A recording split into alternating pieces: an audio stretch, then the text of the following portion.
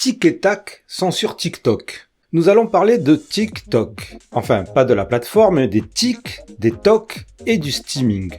C'est quoi? Pourquoi? Pour qui? Et quel rapport avec le HPI? En fait, aucun. Cet épisode n'a absolument rien à dire sur les hauts potentiels intellectuels, car il n'y a aucun lien trouvé entre avoir un haut QI et TikTok.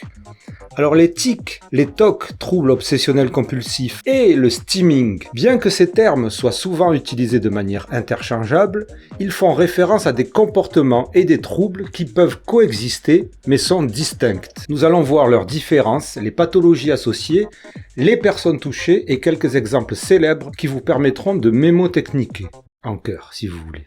D'abord les tics. Donc pour les tics, nous allons faire appel au ticket, je dis bien le ticket, pas le toqué, le plus célèbre de France. Pour les plus jeunes, j'espère que cela va vous parler. Il s'agit de l'ancien président Nicolas Sarkozy et son célèbre tic d'épaule ou de la nuque. Les tics sont des mouvements ou vocalisations soudains, rapides, récurrents et non rythmiques. Ils sont involontaires mais peuvent être contrôlés pendant un certain temps. Les tics, c'est très physique. Quelquefois même, il y a des signes physiques avant-coureurs des tics. Il existe deux types de tics. Les tics moteurs, clignement des yeux, grimaces, haussement d'épaule, etc. Et les tics vocaux, raclement de gorge, reniflement, mots ou phrases répétées, etc.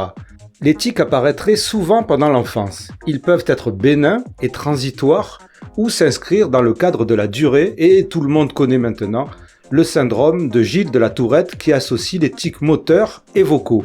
Salaud! Merde!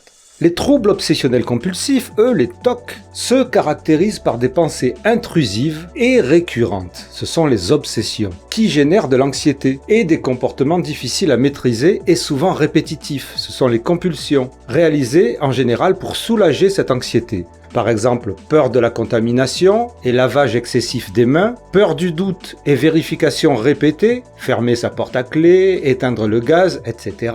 Besoin de rangement, d'ordre et de symétrie. Le TOC, c'est volontaire. On le ressent, on y pense, on y réfléchit quelquefois. C'est souvent un rituel que l'on connaît par cœur. Les TOC toucheraient 2 à 3% de la population, autant les hommes que les femmes. Ils débutent souvent à l'adolescence ou au début de l'âge adulte. Mes deux toqués préférés sont le détective Hercule Poirot et son obsession de l'ordre, de la propreté, de la symétrie. Maybe.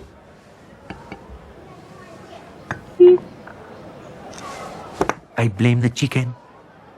Why do hens lay eggs of different sizes? It's not human, Amy. Mais le meilleur exemple, selon moi, c'est Sheldon Cooper dans la série The Big Bang Theory. Le rituel qui me fait toujours rire, c'est son fameux toc toc toc Penny. Lorsqu'il doit aller voir sa voisine Penny, son rituel consiste à taper 3 fois et de prononcer le nom de la personne. Dans ce cas Penny, qui une fois sur 10 ouvre avant qu'il ait fini. Et il est obligé tout de même de le faire puisque ça fait partie du rituel du toc. Penny! Penny! Quoi?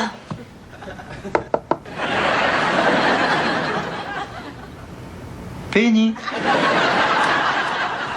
Je me moque pas, parce que j'ai le même, mais pour d'autres choses.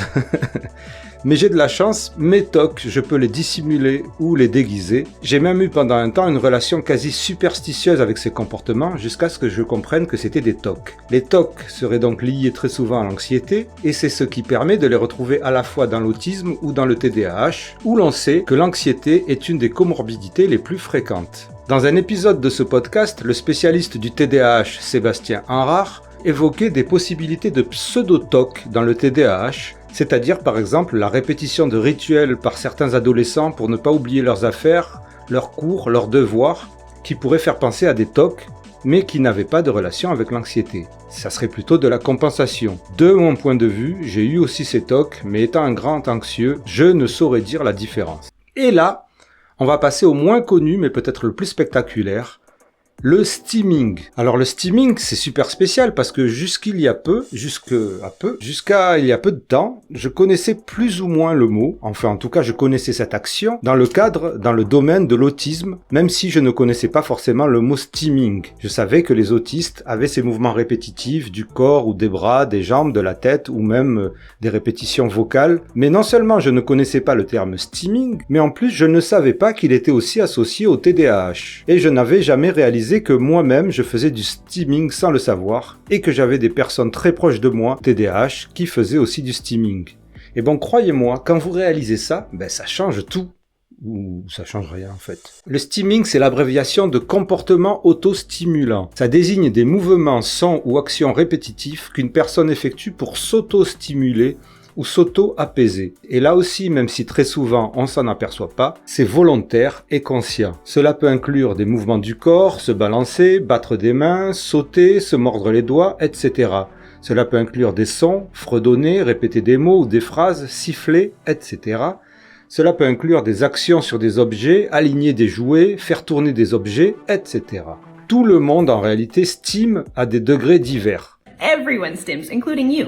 Se ronger les ongles par exemple, tapoter du pied, tripoter ses cheveux. Mais chez les personnes TSA ou TDAH, le stimming est souvent plus intense, fréquent et visible. Et dans les cas les plus intenses, il peut même s'avérer dangereux. Pourquoi stimmer ? Le stimming remplit plusieurs fonctions importantes. Gérer le stress et l'anxiété, s'auto-réguler émotionnellement, exprimer ses émotions, joie, excitation, frustration, faire face à une surstimulation sensorielle, et c'est souvent le cas dans l'autisme, ou à une sous-stimulation sensorielle, et c'est souvent le cas des TDAH. Le stimming peut servir à se concentrer et améliorer son attention, à communiquer ses besoins, ou simplement pour se faire plaisir. Le stimming, c'est une réponse naturelle et utile du cerveau pour s'adapter à son environnement. Il ne devrait pas être réprimé selon certains et certaines spécialistes. Mais ça peut devenir problématique quand le stimming est trop intense, trop fréquent, dangereux ou socialement inapproprié. Stimming et autisme, c'est l'association la plus connue. Le stimming est très fréquent chez les personnes autistes, il fait partie des critères de diagnostic de l'autisme dans le DSM-5.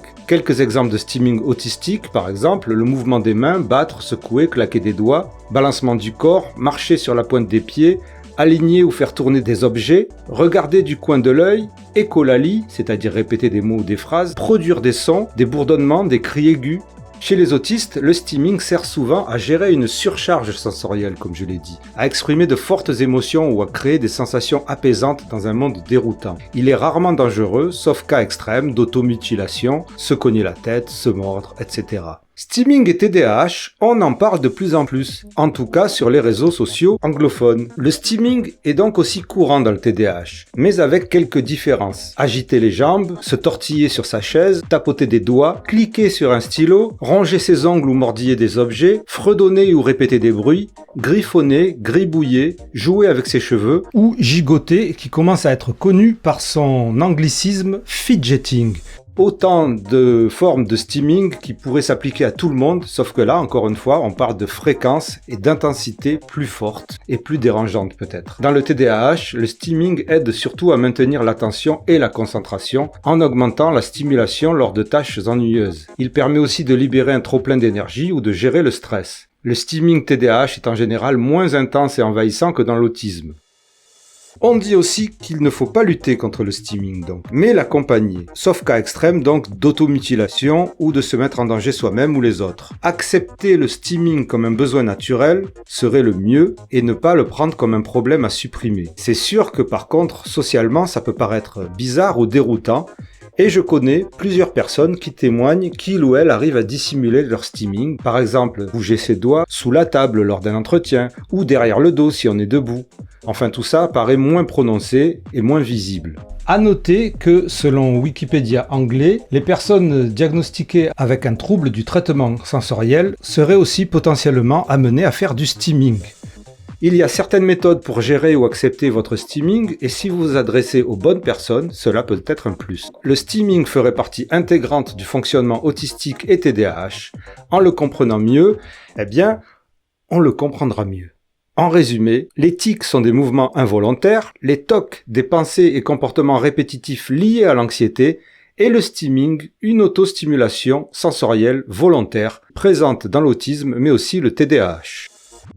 Si cet épisode vous a apporté de la connaissance ou de la matière à penser, n'oubliez pas que vous pouvez faire les gestes qui aident pour ce podcast et rejoindre le vaisseau spécial, celles et ceux, les contributrices d'Intensément Podcast qui permettent à ce média de vivre, d'exister et de vous apporter un maximum d'infos, de connaissances les plus fiables possibles. Il y a un lien dans la description de cet épisode et je vous remercie intensément de permettre à mon travail d'exister et d'être rétribué à sa juste valeur. Merci du fond du cœur, bienvenue sur notre vaisseau spécial. Sportez-vous bien.